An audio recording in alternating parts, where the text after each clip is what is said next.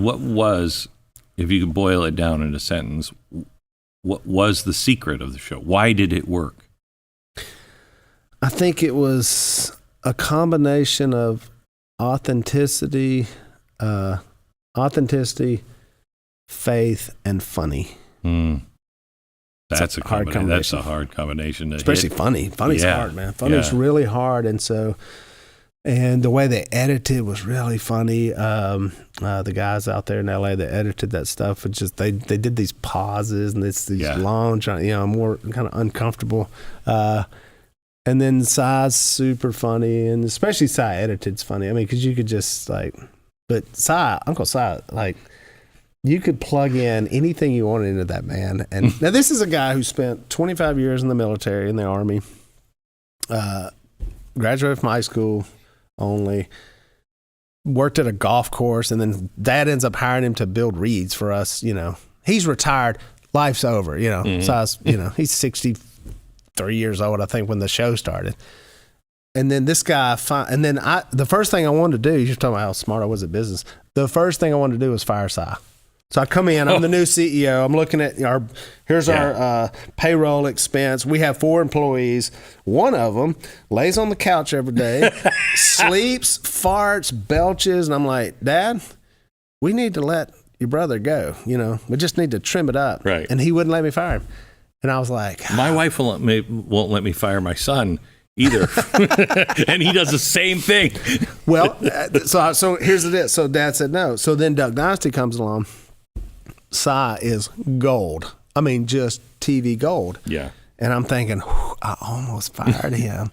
And so here's the lesson for that. Sometimes you may have a diamond in your company. You've got him in the wrong spot. Yeah, you got him. So Cy, when he came there, but when we filmed that show, and these are long days, because it was long. This stuff took a long, because it was more like a TV show, like a long TV show.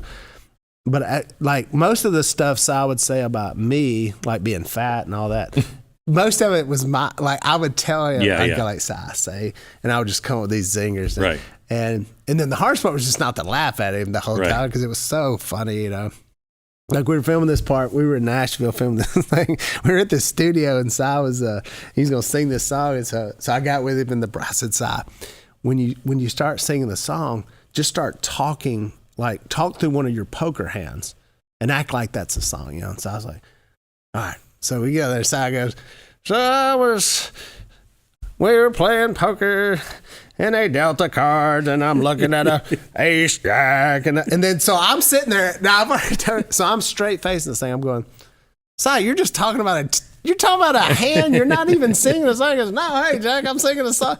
And so the hardest part was to keep it straight and let him just do his thing. And he was brilliant, man, the way he could do that with a full-time Army guy who worked at, and who would have known he was going to have this new lease on life, and just, he was awesome. It was unbelievable. But you just had such a combination of Phil being this I think that's what people saw themselves. They weren't like us, but it was see, that's like my dad, Yeah. That's like my grandpa, he is just the same way, says stuff that's, sometimes totally inappropriate. I know.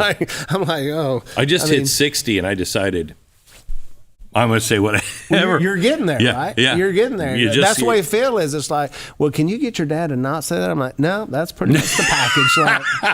Whatever you love about him, he's going to say something. No matter what, and here's the deal. I can't understand this about Phil. Phil lives at the end of a dead-end street, road. It was dirt up until until Duck Dynasty happened. I think they finally paved a road. He's down there. He has no cell phone. He's never owned a cell phone. Good for him. He has no computer. Wow. He has a landline that I think they just got back because it got destroyed by something. So he didn't have a landline.